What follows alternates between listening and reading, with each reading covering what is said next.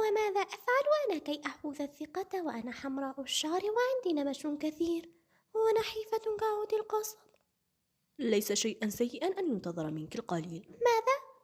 أولا ستصبحين متواضعة، وفي سبيل أن ترفعي سقف ما ينتظر منك ستبذلين أقصى ما في وسعك. لهذا لا يمكن أبدا الحكم على الناس من مظهرهم، فالمظهر لا يدل على الإنسان. في الحقيقة هذه ليست سوى أوهام في رأسك، إن الله وحده يعلم ما في القلوب.